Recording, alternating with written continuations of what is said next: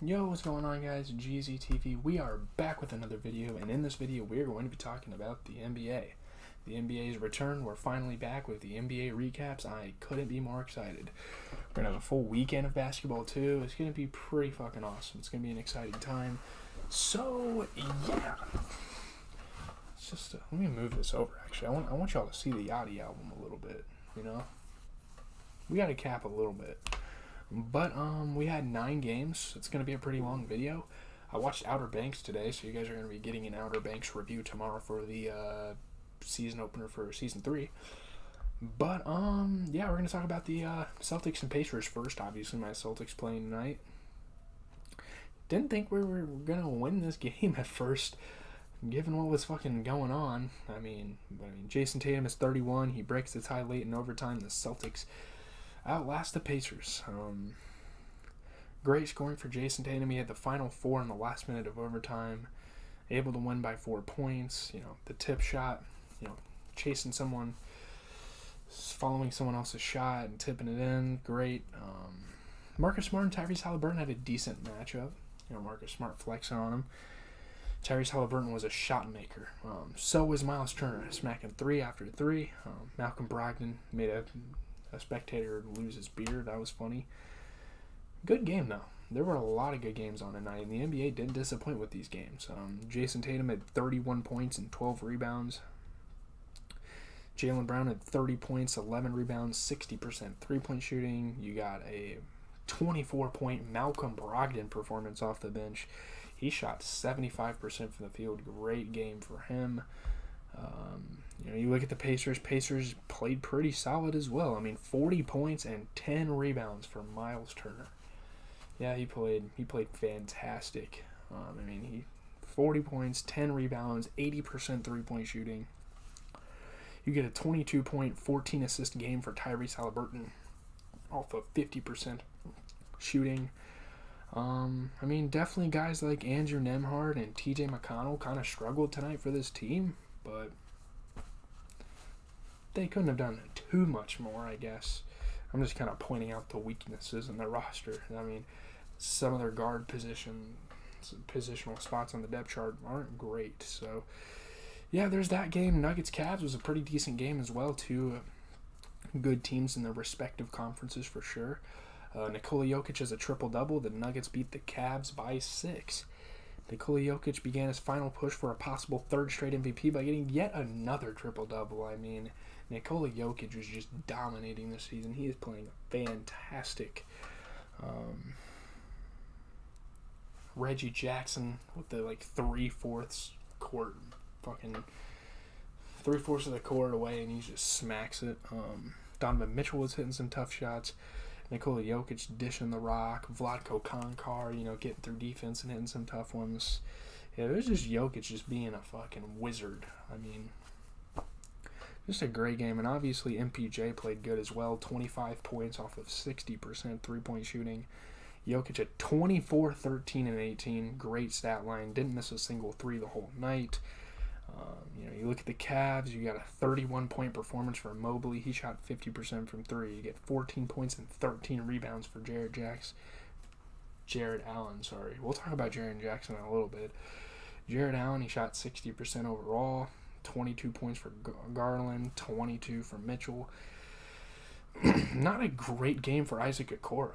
He played 20 minutes and he took 1 shot the entire game. This team definitely needs to try to get him some more opportunities, especially if he's going to be a starter. I don't really understand there.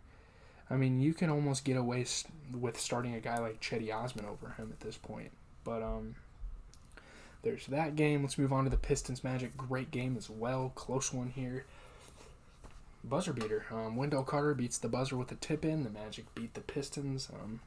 The Magic still have a chance if they can win some tough games. This was a game they should have won easily. This is a give me, pretty much. But Wendell Carter tipped in. Paolo Banchero's missed layup at the buzzer. They won by 2 points. So, yeah. Awesome buzzer beater. I watched it live. There were a lot of really close moments here. Wendell Carter playing some great defense. Jalen Suggs getting to the rim and throwing it down and blocking shots as well. Markelle Fultz was getting in his bag, getting some nice moves off. Not a bad game here. I mean, 25 points for Jaden Ivey. He has definitely been playing better recently, honestly. Jaden Ivey's had some pretty good games. Guys like Jalen Duren tonight were just very lackluster on the offensive end. He only shot 20% overall from the field, 1 for 5 in 23 minutes. They definitely should expect more out of him on the offensive end. But yeah, 21 points for Franz Wagner. He shot 40% from 3. You get a 14 and 14 stat line for Wendell Carter. So yeah, the Magic just did what was necessary to win the game, and yeah, they got the dub. So worked out for them. Grizzlies, Sixers, I mean, the first 4 games here we're talking about, there were some good-ass games. I mean, they really were. There were only like 3 bad games on tonight, really. James Harden, Joel Embiid, and Tobias Harris rallied the Sixers past the Grizzlies. They won by 5. Joel Embiid slogged through illness and even played the rare role of victim on a dunk attempt. With a few big buckets and his own one-handed stuff of Ja Morant, Embiid ultimately led the day, and he helped the Sixers win this game. Very clutch moments for their big 3 here. Dylan Brooks, try not to get in a fight challenge, impossible. He doesn't go a game without getting in a fight, and you're getting in a fight with Joel Embiid, like, dude, you'd get put in the hardwood. Like, seriously. You would become one with the hardwood if you tried to fight Joel Embiid, I'm telling you right now. Huge block on Ja Morant for Embiid there. Obviously, Ja Morant, one of the best rim attackers in the league, and to get a block like that, it's just awesome. A lot of acrobatics for Jaren Jackson to get some blocks as well. 2 good defensive players, Joel Embiid and Jaren Jackson, in this one. Ja Morant with some slick passing, Aldama hitting some nice moves and finishing at the rim.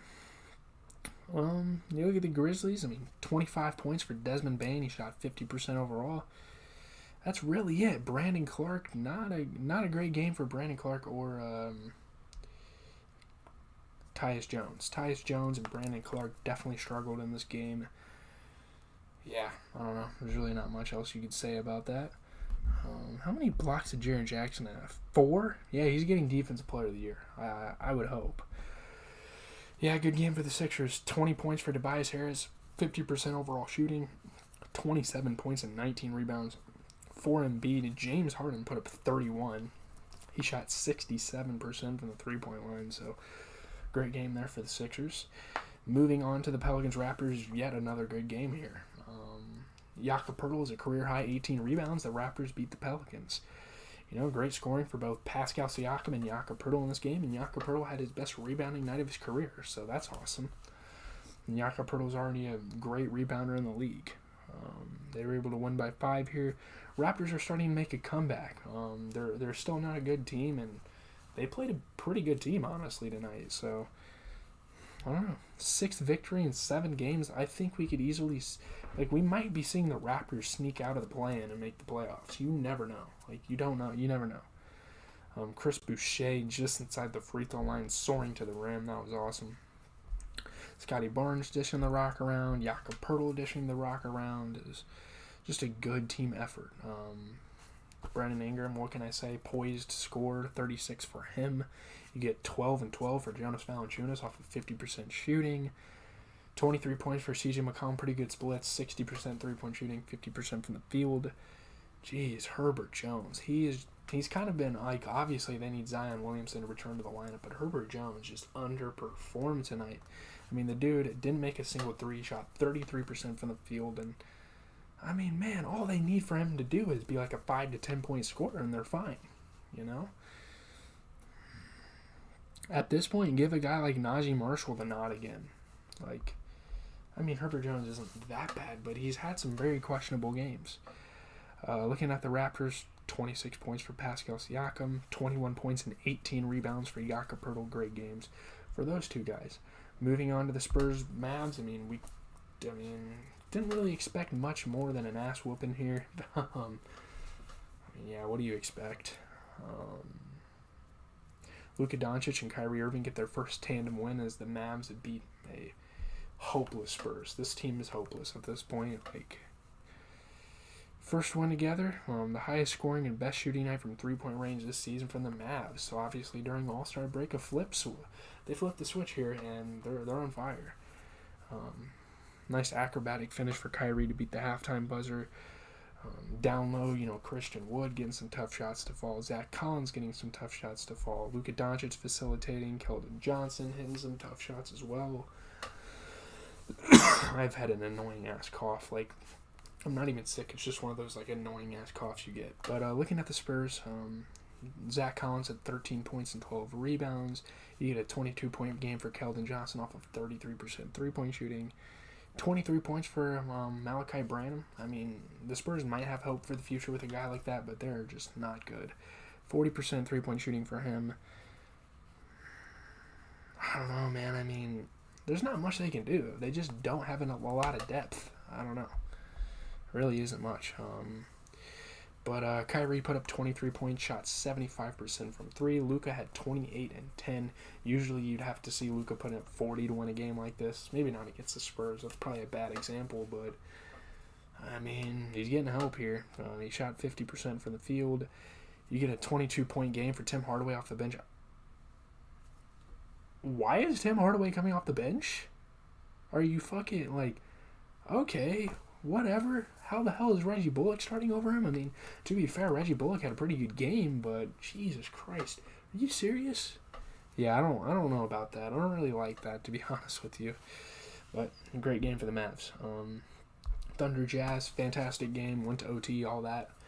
Lauri Markkanen scores 43. He rallies the Jazz to an OT win over the Thunder. Probably the best game of the night. Very exciting.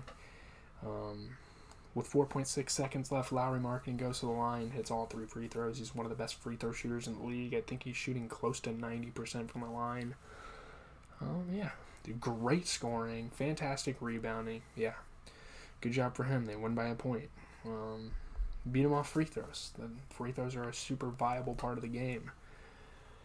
Walker Kessler with a clutch block to send the game to overtime. Kenrich Williams was passing the ball around. SGA he's got a bag, I can tell you that. Also playing some great defense at the rim, Shea was. But yeah, looking at the Thunder, 39 points for Shea. There's not really much he could do. Josh Giddey had 18 points and 11 rebounds, and 11 points, 11 rebounds for Lou Dort. Jalen Williams, the one with the L. I hate that there's 2 fucking Jalen Williams on this team. Can you guys please switch it up? Name the guy something else. Come on. Jalen Williams. I mean, guys like him, Dario Saric, Jeremiah Robinson Earl, Terrence Mann, Isaiah Joe. One of those guys has to step up a little bit more. If one of those guys has to take a big shot for them to win this game. Looking at the Jazz, 43 points and 10 rebounds for Lauri Markkanen. You get a 24-point game for Jordan Clarkson, and yeah, Jazz take the dub. I mean, neither of these teams are that good, but they're playing squads for sure. So, well, the Thunder are, but they were fighting for the playing squad, which is why it got so intense.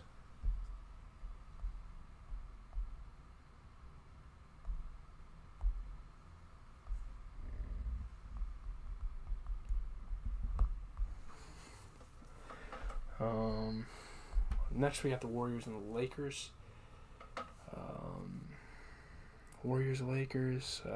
Malik Beasley scores 25 points. That's awesome to see Malik Beasley, even with LeBron and AD on the court, him having a big game. This wasn't a good game to watch, and the 9 o'clock windows have always been shit this year. I don't know what's happening there, but the Lakers beat the Warriors by 7 or 13. What the hell was that math? Jesus. Okay. Beat them by 13. Great scoring for Malik Beasley, decent bench scoring for Austin Reeves, and yeah, they returned from All-Star break. They beat the Warriors. They thrash them. I don't know.